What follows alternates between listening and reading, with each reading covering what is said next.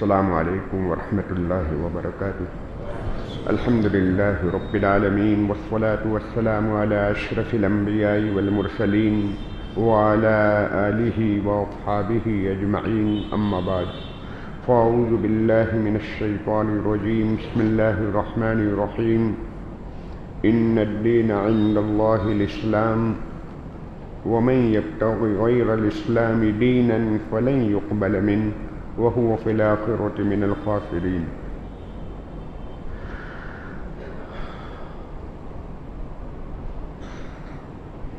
अल्लाह पाक की इस कायनात में सबसे बड़ी नेमत हमारा मुसलमान होना, मोमिन होना। ये इस दुनिया की हमारी सबसे बड़ी नेमत।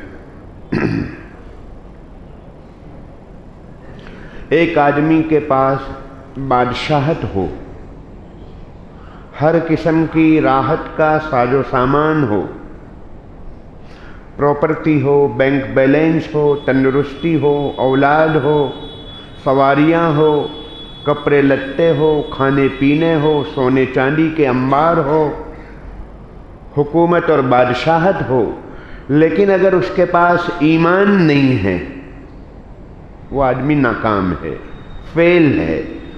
और एक आदमी के पास कुछ नहीं है, लूला है, लंगड़ा है, बहरा है, गूंगा है, अंधा है, खाने को रोटी नहीं, सर छुपाने को छप्पर नहीं, और माशरे में, समाज में कोई पूछने वाला नहीं, हर किस्म की बीमारियों का मजमुआ। लेकिन अगर उसके पास ईमान की दौलत है, ऐसा शख्स कामयाब है। अल्लाह तबारक ताला हमें कामयाब लोगों की फहरिस्त में शामिल फरमाएं। मेरे भाइयों, किसी के ईमान की ज़मानत और गारंटी नहीं है सिवाय हजरत अंबिया के। अल्लाह के नबियों के अलावा किसी के ईमान की गारंटी नहीं। आज का मोमिन कल का काफिर। मुस्लिम शरीफ की एक रिवायत है, युस्बिहुल मुअमिनु काफिरन व युमसिल काफिरु मुअमिनन। जनाब नबी पाक सल्लल्लाहु अलैहि वसल्लम फरमाते हैं कि एक वक्त आएगा, आदमी सुबह को मोमिन होगा और शाम को काफिर होगा, शाम को मोमिन होगा, सुबह को काफिर होगा। हमने जिस वक्त ये रिवायत और हदीस अपने असातिज़ा से पढ़ी थी, उस वक्त हमारे असातिज़ा ये फरमाते थे एक वक्त ऐसा आएगा। अब ये रिवायत हम पढ़ाते हैं तो हमें ये कहना पड़ता है कि वो वक्त आ चुका है, वो वक्त आ चुका है कि आदमी सुबह को मोमिन और शाम को काफिर। कितनी मस्जिद की ईंटें हैं जो चर्च में जा चुकी, मंदिरों में जा रही है, और कितनी चर्चों की ईंटें मस्जिद में आ रही है। कितने ईसाई, यहूदी मुसलमान हो रहे हैं और कितने मुसलमान कोई दूसरा मजहब इख्तियार कर रहे हैं। किसी के ईमान की गारंटी नहीं सिवाय नबियों के, और किसी के कुफ्र की भी गारंटी नहीं कि वो काफिर रहेगा। सुबह का काफिर, शाम को मोमिन। कई मिसालें हमारे यहाँ हैं। बड़े बड़े एक्टर, हीरो, हीरोइन इस्लाम कबूल कर रहे हैं। कई लोगों के नाम आपको मालूम होंगे। कल कुछ थे, आज फातिमा बनकर उम्रे के लिए गई है। राखी सावंत, ऐसे कई लोग हैं दुनिया में। तो मेरे भाइयों, किसी के ईमान की गारंटी नहीं, किसी के कुफ्र की गारंटी नहीं। इसीलिए हजरत अंबिया अलैहिमुस्सलातु वस्सलाम भी अपने ईमान की हिफाजत के लिए दुआ फरमाते हैं। इब्राहीम अलैहिस्सलाम फरमाते हैं, वजनुबनी व बनिया अन्ना अबुदल असनाम। ऐ अल्लाह, मुझे और मेरी औलाद को बुत परस्ती और मूर्ति पूजा से बचा ले। नबी होकर खौफ महसूस कर रहे हैं। हजरत यूसुफ अलैहिस्सलाम दुआ करते थे, तवफ़नी मुस्लिमन व अलहिक़नी बिस्सालिहीन, ऐ अल्लाह मेरी वफ़ात इस्लाम की हालत में आए और मुझे नेक लोगों में शामिल फरमाना। हजरत याकूब अलैहिस्सलाम नबी वक्त है, और ऊपर भी नबी नीचे भी नबी। आपकी पीढ़ी में 4 नबी, दादा भी नबी, और फिर बेटा, फिर बेटा, फिर बेटा, 4 नबी। लेकिन हजरत याकूब अलैहिस्सलाम ने अपनी मौत के वक्त अपनी औलाद को जमा किया और सवाल किया कि मा ताबुदून मिन बादी, मेरे बाद तुम किसकी पूजा करोगे, किसकी इबादत करोगे। अगर किसी को इत्मीनान मुतमईन रहने का हक था तो नबी को हक था। वो मुतमईन होते कि इंशाअल्लाह मेरी औलाद ईमान पर कायम रहेगी, लेकिन नहीं। हजरत अंबिया अलैहिमुस्सलातु वस्सलाम खौफ महसूस करते थे। हजरत उम्मे सलमा रज़ी अल्लाह ताला अन्हा से एक सहाबी रज़ी अल्लाह ताला अन्हु ने सवाल किया कि जनाब नबी पाक सल्लल्लाहु अलैहि वसल्लम सबसे ज़्यादा क्या दुआ करते थे। तो फरमाया कि घर में ये दुआ बहुत ज़्यादा, युक्सिर, बहुत ज़्यादा ये दुआ करते थे, या मुसब्बितल कुलूब सब्बित कुलूबना अला दीनिक, एक कुलूब को, दिलों को साबित कदम रखने वाले, जमाने वाले, मेरे कल्ब को दीन के ऊपर जमा देना। वही नबी वक्त के सामने वो हालात, वो खतरात। ईमान बहुत कीमती चीज, लेकिन जिसके पास बहुत दौलत हुआ करती है, लुटेरों की निगाहें उसके ऊपर हुआ करती है, चोरों की निगाहें उसके ऊपर हुआ करती है। हजरत हंज़ला रज़ी अल्लाह ताला अन्हु अपने ईमान के बारे में खतरा महसूस कर रहे हैं और जा रहे हैं ये कहते हुए कि नाफ़क़ हंज़ला, हंज़ला तो मुनाफिक हो चुका। हजरत अबू बकर सिद्दीक रज़ी अल्लाह ताला अन्हु ने पूछा, हंज़ला क्या बात है? कहा कि हुजूर की मजलिस में होते हैं तो दिलों की दुनिया कुछ और होती है, घरों पर पहुंचते हैं तो वो कैफियत ख़त्म हो जाती है। तो हजरत अबू बकर सिद्दीक रज़ी अल्लाह ताला अन्हु ने फरमाया, मेरी भी यही कैफियत है, चलो हुजूर के पास जाते हैं, मैं भी मुनाफिक हो चुका। हजरत उमर रज़ी अल्लाह ताला अन्हु हजरत हुज़ैफ़ा रज़ी अल्लाह ताला अन्हु से पूछ रहे हैं। हजरत हुज़ैफ़ा रज़ी अल्लाह ताला अन्हु को नबी पाक अलैहिस्सलाम ने मुनाफिकीन की लिस्ट दे रखी थी कि फलां फलां मुनाफिक है, बेईमान है, दिखलावे के लिए ईमान रख रहा है, दिखलावे का ईमान, वो फहरिस्त पूरी दे रखी थी। तो हजरत उमर रज़ी अल्लाह ताला अन्हु कसम देकर पूछ रहे हैं, उमर जैसा आदमी जिनके बारे में हुजूर पाक अलैहिस्सलाम ने फरमाया, लौकान बादी नबीयन लकान उमर, मेरे बाद अगर कोई नबी होता तो उमर नबी होते। लेकिन उमर अपने बारे में खौफ महसूस कर रहे हैं और हजरत हुज़ैफ़ा रज़ी अल्लाह ताला अन्हु से पूछ रहे हैं, हुज़ैफ़ा कसम देकर मैं पूछता हूं आपको, मेरा नाम मुनाफिकीन की लिस्ट में तो नहीं है।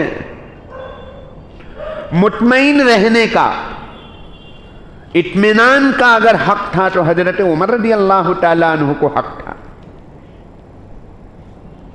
इब्ने अबी मुलैका की एक रिवायत है बुखारी शरीफ में, किबार ताबीन में से बड़े दर्जे के ताबी, वो फरमाते हैं मेरी 30 बड़े बड़े सहाबा से मुलाकात हुई, उनमें से हर सहाबी अपने बारे में ईमान का खतरा महसूस कर रहे थे कि कहीं मैं मुनाफिक तो नहीं हूं। फिर हम कौन से दरख्त की मूली है? मेरे भाइयों, दुनिया भर के हालात हमारे सामने हैं। आज हमारे ईमान को लूटने की प्लानिंग और पूरी कोशिश, एड़ी चोटी का जोर लगाया जा रहा है। आज हमारी नस्ल, जनरेशन उनके रडार के ऊपर है, टारगेट है। एक ज़माना था जब हमारा कारोबार उनकी नज़र में होता था, हमारी तिजारत और बिजनेस उनकी नज़र में होती थी। हमारा पेपर वर्क, लाइसेंस का न देना, मुलाजमत का न देना, फला इसका एंट्री का न मिलना, इस तरह की चीज़ें हुआ करती हैं। लेकिन आज हमारा ईमान उनकी नज़र में है। मेरे भाइयों, अंदाज़ा लगाइए ऐसे हालात में हमें कितनी मेहनत की ज़रूरत है। अल्हम्दुलिल्लाह ये मजमा यहाँ पर बैठा हुआ है, उनमें मैं अक्सरियत देख रहा हूँ नौजवानों की है। अल्हम्दुलिल्लाह ये बड़ी खुशी की बात है। लोग कहते हैं कि नौजवान बिगड़ चुका है, नहीं, अल्हम्दुलिल्लाह ये मजमा गवाह है इस बात का कि नौजवान को फिक्र है। किसी ज़माने में इतने नौजवान मस्जिद में नहीं हुआ करते थे। अल्लाह तबारक ताला इसके ऊपर कायम दायम फरमाए। मेरे भाइयों, इस वक्त मीडिया दो चीज़ पर मेहनत कर रही है। मीडिया की एक पूरी मेहनत शहवात को, बेशर्मी और बेहयाई को फैलाने की है।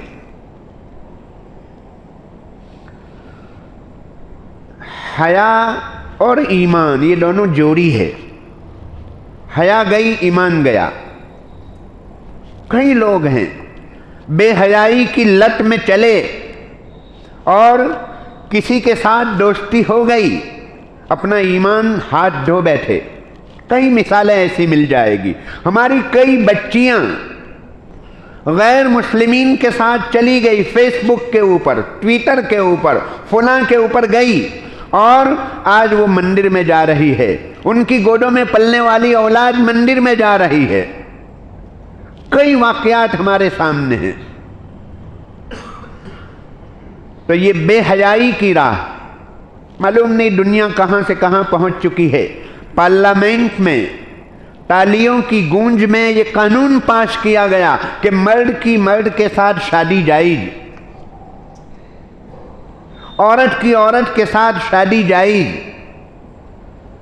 शादीशुदा औरत का पराए मर्दों के साथ ताल्लुक कायम करना ये वैलिड जायज। कोर्ट में चैलेंज करोगे तो कोर्ट यही कहेगी कि उसको इख्तियार है, इजाजत है। मीडिया की पूरी ये कोशिश, कानून हमें हमारी शर्मो हया को लूटने और खसोटने और तार तार करने की कोशिश कर रहा है। और मालूम नहीं कहां से कहां मामला पहुंच चुका है। LGBTQ मालूम नहीं क्या क्या बलाएं हैं, और फिर प्लस लेस्बियन, गे सिस्टम, ट्रांसजेंडर, और प्लस में तो मालूम नहीं दुनिया की क्या क्या बलाएं उसके अंदर छुपी हुई है। मेरे भाइयों, जंगल में अगर शेर आ जाए, हम वहाँ पर मौजूद हों, 5-7 आदमी मौजूद हो, हर एक को अपनी जान की फिक्र होगी। ऐसे मौके पर हम में से हर एक को अपने ईमान की फिक्र करने की ज़रूरत है। मीडिया एक मेहनत ये कर रहा है शहवात फैलाने की, बेहयाई और बेशर्मी की, और दूसरी मेहनत मीडिया की शुबहात, शुकूक व शुबहात, इस्लाम के बारे में शुकूक व शुबहात और डाउट पैदा करता है। कभी कुरान मजीद को लेकर, कभी हदीस पाक को लेकर, कभी जनाब नबी पाक सल्लल्लाहु अलैहि वसल्लम की ज़ात गिरामी और आपकी शादियों को लेकर, कभी हमारे तलाक के सिस्टम को लेकर, कभी हमारे पर्दे के सिस्टम को लेकर, क्या क्या चीज़ें शुबहात और ऑब्जेक्शन और सवालात किए जा रहे हैं। ऐसे हालात में मेरे भाइयों, मैं 2 बातें अर्ज करूँगा। पहले नंबर पर शुकूक व शुबहात जब फैलाए जा रहे हैं, ऐसे मौके पर जवाब के लिए गूगल का कांटेक्ट मत करो। इस्लाम के बारे में अगर आपको कुछ समझना है, कोई सवाल है, किसी ने आपको छेड़ा है, तो आप गूगल का कांटेक्ट मत करो। गूगल में जो जवाब मिलेगा, शुरू के जवाब क्रिश्चियनों के होंगे, यहूद के होंगे, कादियानियों के होंगे, शियाओं के होंगे। हमारे मुसलमान का जवाब तो बिल्कुल आखिर में होगा। वहाँ तक पहुँचते पहुँचते नौजवान बोर हो जाएगा, बंद कर देगा और गैरों के जवाब लेकर जाएगा। वो बड़ी बड़ी रकमें देकर चैनलें खरीद लेते हैं, उनका जवाब पहले नंबर पर होता है, शुरू में होता है, उमूमन ऐसा होता है। अगर आपको कोई सवाल है, कोई ऑब्जेक्शन है, अल्हम्दुलिल्लाह हजरात उलमा ऑथोराइज पर्सन मौजूद हैं, एजुकेटेड यहाँ पर उलमा मौजूद हैं। अल्लाह पाक इन उलमा की उम्रों में बरकत अता फरमाएं। यहाँ आने के बाद इन उलमा की हमारे दिलों के अंदर कद्र कीमत में इजाफा हुआ। नौजवानों की टीम है, इतनी फिक्र है, उम्मत का इतना दर्द है और अल्लाह ने इतना फहम, कुरान और हदीस पर नज़र। अल्हम्दुलिल्लाह मेरे भाइयों, इनकी कदर करें, इन उलमा की कदर करें। दारुल इफ्ता जहाँ पर कायम है, दारुल इफ्ता के ज़रिए से सवाल करो। आज ट्रैवलिंग और सफ़र के दरमियान आपको एथीज़म, खुदा का इनकार, नास्तिक, आज हमारे मुल्क के अंदर खुदा का इनकार करने वाले ऐसे लोगों की तादाद में इजाफा हो रहा है। सरकारी तादाद ग्राफ बतला रहा है, पहले कमी थी, पहले दूसरे मुल्कों में खुदा का इनकार होता था, वेयर इज गॉड, गॉड खुदा कहाँ है, लेकिन अब हमारे मुल्कों के अंदर भी ऐसे सवालात करने वाले पैदा हो गए हैं। मुसाफरी के दरमियान पाला पड़ता है। मेरी नौजवानों से आजीजाना दरख्वास्त है, कभी ऐसे लोगों से पाला पड़ जाए, अगर आपके पास मजबूत जवाब है तो आप जवाब दीजिए, नहीं है तो फिर खामोश रहिए। उनसे ये कहिए कि मैं आलिम नहीं हूँ, मैं ऑथोराइज नहीं हूँ, आप अपना नंबर दीजिए, मैं अपने आलिम से आपकी मुलाकात करवाता हूँ, उनके ज़रिए से मैं आपको जवाब दिलवाऊँगा। इसलिए कि आप खाली उस जहन हैं, आप तो खाली होकर गए हैं और वो तो पूरी तैयारी के साथ वहाँ पर मौजूद है। ऐसे लोगों की टक्कर लेना मुनासिब नहीं है। ये इसलिए नहीं कि जवाबात नहीं हैं, पूरी दुनिया में इस्लाम को लेकर जो सवालात किए जा रहे हैं वो मुश्किल से 25-30 सवाल हैं, मुश्किल से 25-30 सवाल। अमेरिका हो, अफ्रीका हो, ऑस्ट्रेलिया हो, यूरोप हो, पूरी दुनिया के अंदर वही सवालात हैं। किसी किसी मुल्क में एक दो सवाल अलग थलग होते हैं। मसलन हमारे मुल्क के अंदर एक सवाल इजाफा है, अलग है, वो ये कि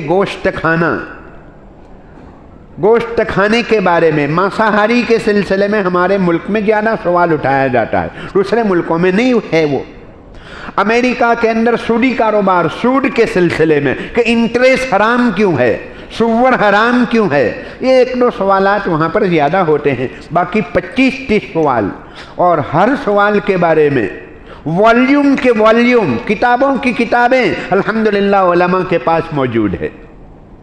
हजरत थानवी अलैहि रहमा फरमाते थे कि अगर पूरी दुनिया के डॉक्टर, इंजीनियर, लॉयर, वकील, एजुकेटेड लोग सब जमा हो जाएं, पूरी दुनिया का क्रीम जमा हो जाए और इस्लाम के बारे में अगर कोई सवाल करें, ऑब्जेक्शन करें, तो फरमाते हैं कि 2 मिनट में लाजवाब कर सकता हूँ, 2 मिनट में इनको लाजवाब किया जा सकता है। इस्लाम आज तेजी से फैल रहा है दुनिया में, इतने हालात के बावजूद इतनी एड़ी चोटी का जोर लगाया जा रहा है इस्लाम को दबाने के लिए, मिटाने के लिए, लेकिन हर साल अमेरिका खंड में 20,000 आदमी हर साल इस्लाम कबूल करते हैं। यूरोप में हर साल 4 से 5,000 आदमी इस्लाम कबूल करते हैं।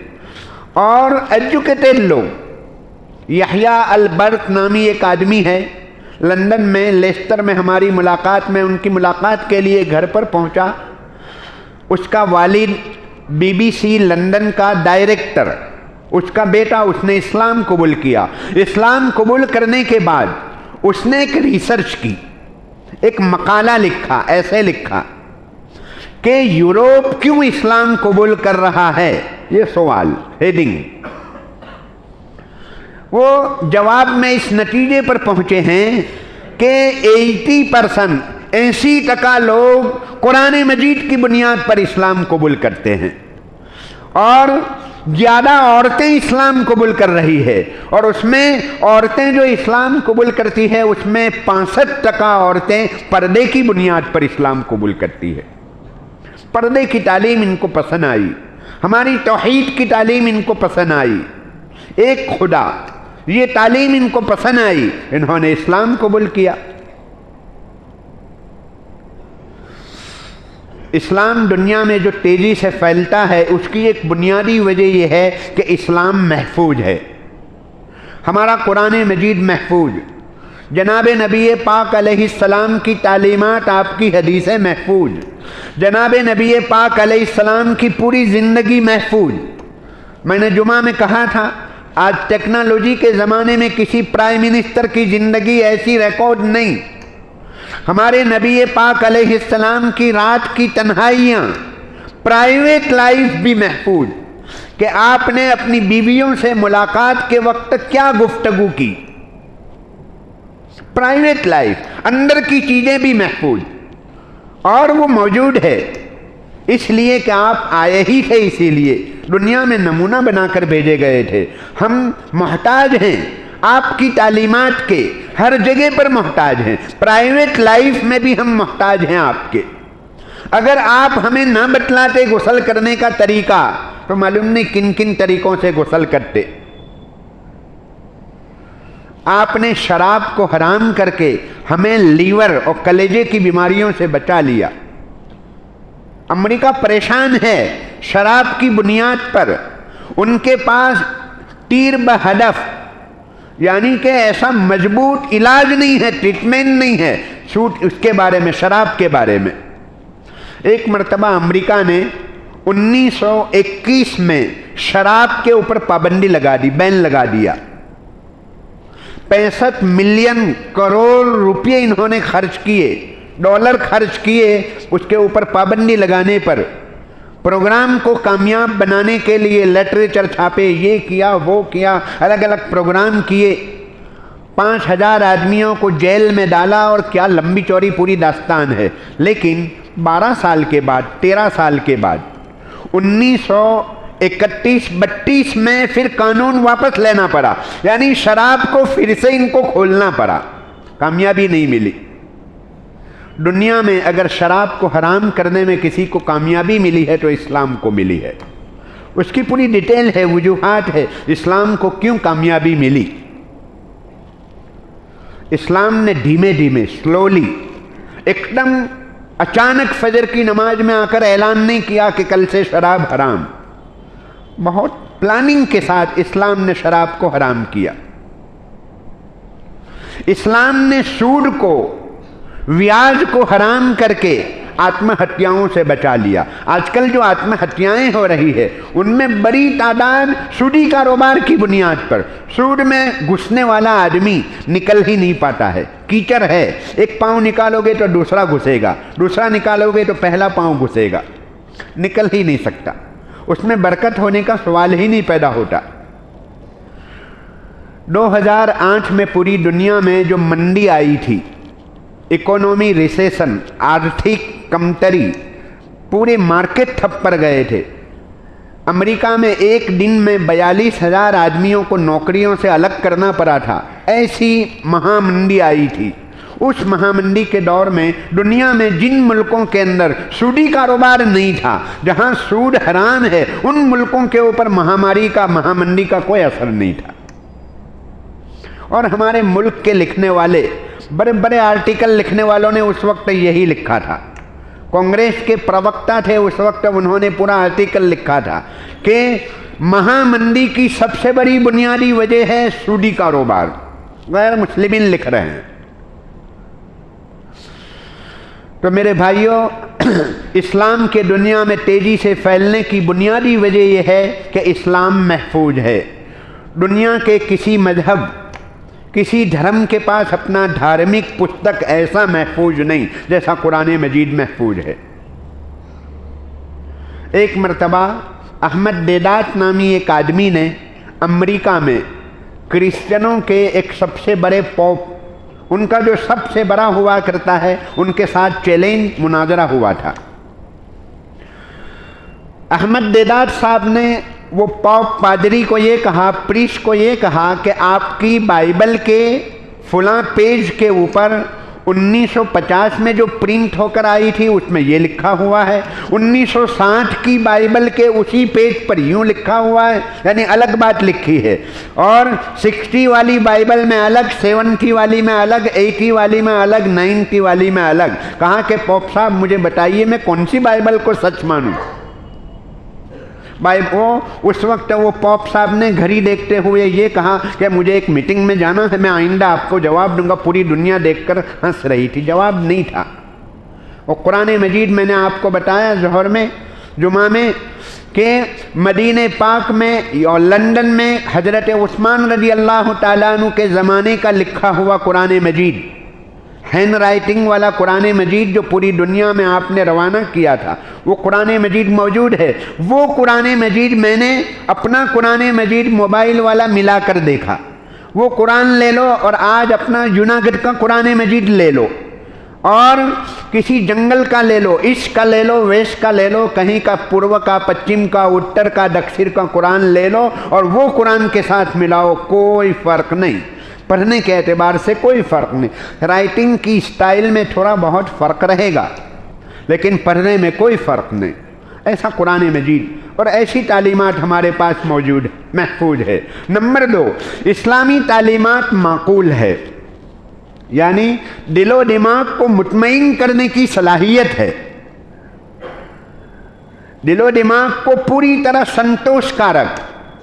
मसलन फजर की नमाज में 4 रकात क्यों, हर रकात में 1 रुकू क्यों, 2 सजदे क्यों, रोजे इतने क्यों, ज़कात इतनी क्यों, हर एक का जवाब मौजूद है। उसके लिए जाना पड़ेगा आपको दारुल इफ्ता में। और हमारा जो मदरसा चल रहा है अल्हम्दुलिल्लाह, डॉक्टर साहिबान और सरकारी मुलाजिमीन और कई किस्म के लोग अल्हम्दुलिल्लाह पढ़ने के लिए आ रहे हैं। बहुत खुशी हुई। गालिबन ये एक मिसाल है यहाँ की, जूनागढ़ की, कि अल्लाह के फजल से यहाँ पर एक इदारा और मदरसा चल रहा है, उसमें ऐसे लोग पढ़ने के लिए आ रहे हैं, प्रोफेशनल लोग वहाँ पर पढ़ने के लिए आ रहे हैं। अल्लाह उनकी उम्रों में बरकत अता फरमाए, उनकी नस्लों में क़यामत तक अल्लाह पाक ईमान को जारी व सारी रखे। बेहद दिली खुशी हुई। तो माकूल है, दिलो दिमाग को मुतमईन करने की सलाहियत है। एक मरतबा गुजरात मित्र में ईद के दिन, बकरा ईद के दिन एक लेख आया, उसमें लिखा कि इस्लाम की दूसरी बातें समझ में आती है लेकिन ईद के दिन एक रास्ते से आना और दूसरे रास्ते से जाना, उसकी क्या वजह है, क्या लॉजिक है, वो समझ में नहीं आती। मैंने उनको फ़ोन किया, मैंने कहा 20 वजह है। हाफिज इब्न हजर ने फतहुल बारी में उसके 20 रीज़न लिखे हैं कि ऐसा क्यों किया जा रहा है। कई हिकमतें हैं उसकी। एक, शहर के सारे रास्तों के ऊपर अल्लाह का जिक्र हो, सारे रास्तों के ऊपर इस्लाम की शान व शौकत का मुजाहरा हो, सिक्योरिटी भी है। अगर इस्लाम ये कहता इसी रास्ते से जाओ, जिस रास्ते से गए हैं उसी रास्ते से आपको रिटर्न होना है, जान का खतरा है, कोई आपकी जान की तलाश में वहाँ पर बैठेगा, जान का खतरा है। ट्रैफिक प्रॉब्लम जो है उसका सॉल्यूशन भी है, एक रास्ते से जाना उसी रास्ते से आना अगर पाबंद किया जाता ट्रैफिक के मसाइल खड़े हो जाते। कहा जहाँ आपको खाली मिले वहाँ से चले जाओ घर। 20 ऐसे रीज़न लिखे। ये तो चंद मोटी मोटी मिसालें हैं, कोई चीज़ ऐसी नहीं है जिसमें हिकमतें न हो। एक छोटा हुक्म लेकिन उसमें 20 हिकमतें। मिसवाक, उसमें 20 हिकमतें आपको मिल जाएगी। रुकू, सजदा, नमाज के एक एक रुकन के बारे में। हमारा जो सजदा, हज़रत मुफ्ती साहब फरमा रहे थे, अगर किसी ने तहज्जुद की 8 रकात पढ़ ली, उसको जिम में जाने की और उसको एक्सरसाइज में जाने की ज़रूरत नहीं पड़ेगी, इतनी ताकत है उसके अंदर। बिल्कुल सही फरमाया। फिजियोथेरापी वाले अपने सेंटर में जो कुछ करते हैं वो बिल्कुल पूरा रुकू, सजदा, क़याम, वो पूरा बिल्कुल उसी की कॉपी हुआ करती है। फ़कत नाम का फ़र्क है, सारी चीज़ें उनके वहाँ ये मिलती है। तीसरी बात, इस्लाम की तालीमात मुहीत है, पूरी ज़िंदगी को शामिल है, पैदाइश से लेकर मौत तक की तालीमात। कोई मौका ऐसा नहीं है जहाँ पर हमें यतीम छोड़ा हो। हर जगह के बारे में, हर मौके के बारे में, हर मिनट और लम्हे के बारे में हमारी रहबरी मौजूद है। हमारे हकीम रिजवान साहब यहाँ पर हमारे साथ हैं। वो फरमा रहे थे कि 4 साधुओं से हमारी मुलाकात हुई इलाहाबाद जाते हुए।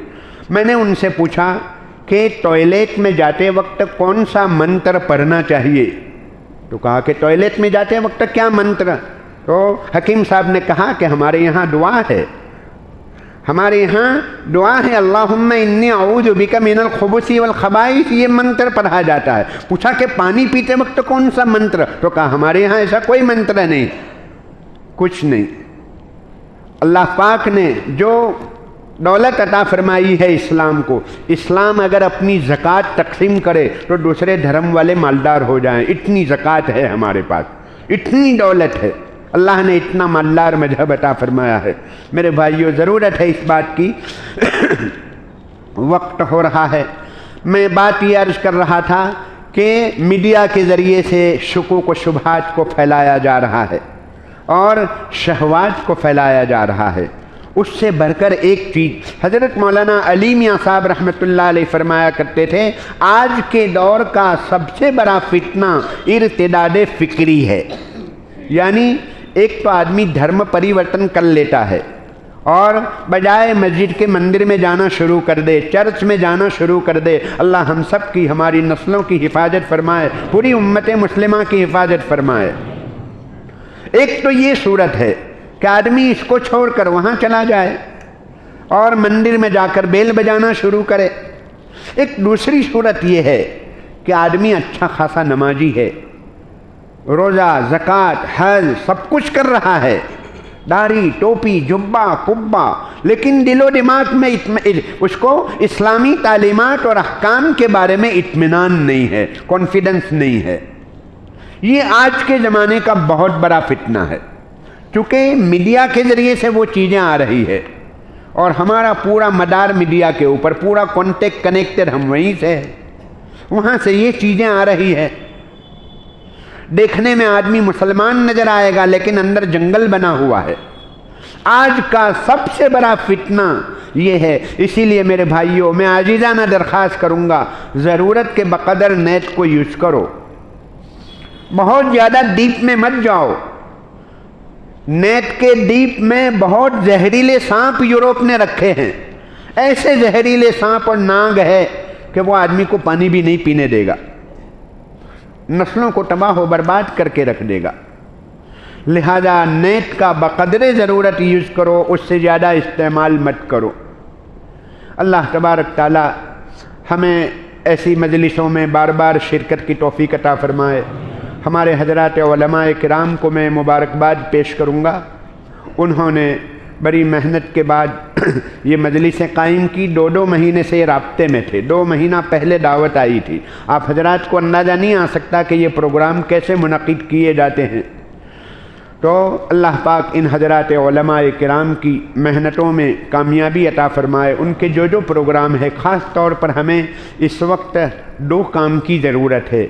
एक हमारी स्कूल, मयारी स्टैंडर्ड स्कूल, इसलिए कि हमारी औलाद और नस्लें वहाँ जाती है तो उनके वहाँ वो सारी चीज़ें सिखाई जाती है, पूरी प्लानिंग हो रही है। लिहाजा हमें अपनी स्कूल कायम करनी पड़ेगी। आधी रोटी खाएंगे लेकिन अपनी स्कूल कायम करेंगे, ख़ास करके गर्ल्स स्कूल। हमारी बच्चियां और बेटियां, उनके बड़े मसाइल हैं। लड़कों को तो अल्हम्दुलिल्लाह ऐसी मजलिसें मिल जाती है। नौजवान लड़कों को जुमा में, नमाजों में, दावत और तबलीग के ज़रिए से मुख्तलिफ़ तरीके से उनको अल्हम्दुलिल्लाह ईमान की हिफाजत का सामान मिल जाता है। लेकिन बड़ा मसला रहता है हमारी बहू बेटियों का, बच्चियों का। उसके लिए हमें बहुत अच्छे मयारी स्कूल, बिल्कुल वही तालीम हो, स्टैंडर्ड वही हो, ऐसी अच्छी स्कूलें हमें कायम करनी पड़ेगी। लेकिन अगर ऐसी स्कूल नहीं है हमारे पास, तो चाहे रिजल्ट उसका डाउन हो, स्टैंडर्ड उसका कम हो, लेकिन हम वहाँ भेजने के बजाय हम अपनी स्कूलों में भेजें, ऐसी स्कूल में भेजें। स्कूल का सिलेक्शन करने से पहले ये सोच लो कि मेरी औलाद की ईमान की हिफाजत होगी या नहीं होगी, इनके अखलाक की हिफाजत होगी या नहीं होगी, इसको सोच लो। स्टैंडर्ड को, रिजल्ट को, फलां को, लेवल को, इन चीज़ों को दूसरे नंबर पर देखो, पहले नंबर पर ईमान और अखलाक को देखो। और कोशिश करो कि इंशाअल्लाह बहुत जल्दी ऐसी मयारी और ऐसी हाई एजुकेशन जिसके अंदर हो और हर एतबार से हिफाजत हो, ऐसी स्कूलें हमारी कायम हो जाए। अल्लाह तबारक ताला हमारे मनसूबों को पाए तकमील तक पहुँचाएँ। व आखिर दावाना अल्हम्दुलिल्लाहि रब्बिल आलमीन। आपकी हो जाती है। सुब्हानकल्लाहुम्मा व बिहम्दिका व तबारक अस्मुका व तआला जद्दुका व ला इलाहा गैरुक। अल्लाहुम्मा सल्लि अला सय्यिदिना मुहम्मदिन व अला आलि सय्यिदिना मुहम्मदिन व बारिक व सल्लिम। रब्बना ज़लमना अनफुसना व इल्लम तग़फिर लना व तरहमना लनकूनन्न मिनल खासिरीन। रब्बना ला तुज़िग़ क़ुलूबना बअद इज़ हदैतना व हब लना मिन लदुनका रहमह इन्नका अंतल वहाब। अल्लाहुम्मा हब्बिब इलैनल ईमान व ज़य्यिनहु फ़ी क़ुलूबिना व कर्रिह इलैनल कुफ़्र वल फ़ुसूक़ वल इस्यान। अल्लाहुम्मा इजअलना मिनर राशिदीन। अल्लाहुम्मा इन्ना नसअलुका रिज़ाका वल जन्नह व नऊज़ु बिका मिन सख़तिका वन नार। अल्लाहुम्मा अर्ज़ुक़ना हुब्बका व हुब्ब रसूलिक व हुब्ब मन यनफ़उना हुब्बुहु इंदक। अल्लाहुम्मा तहिर क़ुलूबना मिनन निफ़ाक़ व आमालना मिनर रिया व अलसिनतना मिनल किज़्ब व आयुनना मिनल ख़ियानह फ़इन्नका तअलमु ख़ाइनतल अयुनि व मा तुख़फ़ि सुदूर। अल्लाहुम्मा आति नुफ़ूसना तक़वाहा व ज़क्किहा अंत खैरु मन ज़क्काहा अंत वलियुहा व मौलाहा। ऐ अल्लाह, आपके बहुत एहसानात हैं। आपने हमें इस्लाम जैसा अजीम दीन अता फरमाया, कुरान मजीद जैसी अजीम किताब अता फरमाई, जनाब नबी पाक सल्लल्लाहु अलैहि वसल्लम की ज़ात गिरामी अता फरमाई, आपकी मुक़द्दस तालीमात अता फरमाई। लेकिन ए अल्लाह, हम इन नेमतों की कदरदानी नहीं कर सके हैं। हमारे जुर्म अजीम को माफ़ फरमा। ए अल्लाह, हमारे जुर्म अजीम को माफ़ फरमा। ए अल्लाह, हम इतनी प्यारी और पाकीज़ा तहजीब को छोड़कर और ऐसे कल्चर को छोड़कर, मदनी तहजीब को छोड़कर, ए अल्लाह, तेरे दुश्मनों की तहजीब को इख्तियार करने लगे हैं। हमारे बाल, हमारे लिबास, हमारी शादी ब्याह, हमारी ज़िंदगी ए अल्लाह गैरों के तरीक़ पर गुज़र रही है। ए अल्लाह, उससे तू हमारी हिफाजत फरमा, ख़ास तौर पर हमारी नई नस्ल की हिफाजत फरमा। ए अल्लाह, एक एक फ़र्द के ईमान की हिफाजत फरमा। हमारी नस्लों में क़यामत तक ईमान जारी और सारी रहे। ए अल्लाह, ऐसे फ़ैसले फरमा कहीं पर दरमियान में कुफ्र और शिर्क घुसने न पाए। ए अल्लाह, हमारी हिफाजत फरमा। ए अल्लाह, अपनी ज़ात आली का यकीन पैदा फरमा। कुरान व हदीस की सही समझ नसीब फरमा। ए अल्लाह, कुरान व हदीस का ताल्लुक़ नसीब फरमा। ए अल्लाह, कुरानियात के साथ रब्त मरबूत रहने की तौफ़ीक अता फरमा। दर्स कुरान और दर्स हदीस और दर्स फ़िक़्ह और ऐसी महफ़िलों में, मजलिसों में ए अल्लाह हमको बार बार हाज़िरी की तौफ़ीक अता फरमा। ए अल्लाह, तो हमें महरूम न फरमा। हम में जो लोग परेशान हाल हैं उनकी परेशानियों को दूर फरमा। जो लोग बीमार हैं उनको शिफ़ाए कामिला आजिला नसीब फरमा। ए अल्लाह, हम बहुत कमज़ोर हैं। ए अल्लाह, हमें कांटा भी चुभता है तो हम परेशान हो जाते हैं। ए अल्लाह, अज़ाब क़ब्र से तो हिफाजत फरमा, अज़ाब जहन्नम से हिफाजत फरमा, क़ब्र के सवाल जवाब को आसान फरमा, पुल सिरात के ऊपर बिजली की तरह पार फरमा दे। ए अल्लाह, हमारा नाम आमाल दाहिने हाथ में इनायत फरमा। अल्लाह, जन्नतुल फिरदौस में आला मकाम नसीब फरमा। ए अल्लाह, हमें, हमारी नस्लों को, मुताल्लिकीन को, पूरी उम्मत मुस्लिमा को ए अल्लाह जन्नतुल फिरदौस में आला मकाम नसीब फरमा। अल्लाह, जो लोग यहाँ पर हाजिर हुए हैं अपने वक्त की कुर्बानी की देकर, अपने आराम को और अपने तकाज़ों को आगे पीछे कर ए अल्लाह, सबको अजर जजील नसीब फरमा, सबकी जायज़ तमन्नाएँ पूरी फरमा। जनाब नबी पाक सल्लल्लाहु सल्लल्लाहु अलैहि वसल्लम की सच्ची पक्की मोहब्बत नसीब फरमा, रसूल पाक सल्लल्लाहु अलैहि वसल्लम की सुन्नतों का इत्तिबा नसीब फरमा। अल्लाह कमाल यकीन नसीब फरमा, अल्लाह कमाल अखलाक की दौलत से माला माल फरमा, कमाल इल्म की दौलत से माला माल फरमा। हमारी नस्लों में हुफ़ाज़ और उलमाए रब्बानीयीन पैदा फरमा, हमें कुरान और हदीस के इल्म का ज़ौक़ व शौक़ पैदा फरमा। अल्लाह हमारी नस्लों में हुफ़ाज़ और उलमाए रब्बानीयीन पैदा फरमा, मुहद्दिसीन और मुफस्सिरीन पैदा फरमा। अल्लाह हमारे इस शहर के ऊपर खुसूसी बरकतें और रहमतें नाजिल फरमा, हमारे मुल्क के अंदर अमन व अमान की फ़िज़ाएँ कायम फरमा। अल्लाह हुक्काम के दिलों में नरमी पैदा फरमा। अल्लाह हमारी मस्जिदों की हिफाजत फरमा, हमारे मदरसों की हिफाजत फरमा, खानकाहों की हिफाजत फरमा, दावत व तबलीग की हिफाजत फरमा, हमारी स्कूलों की हिफाजत फरमा, हमारे हस्पतालों की हिफाजत फरमा, हमारी अंजुमनों की हिफाजत फरमा, हमारी तंजीमों की हिफाजत फरमा, हमारी संस्थाओं की हिफाजत फरमा। ऐ अल्लाह जनाब नबी पाक सल्लल्लाहु अलैहि वसल्लम ने जो खैर मांगी है वो खैर हमें भी अता फरमा। जनाब नबी पाक सल्लल्लाहु अलैहि वसल्लम ने जिन बुराइयों से पनाह चाही है अल्लाह उन बुराइयों से तो हमारी भी हिफाजत फरमा।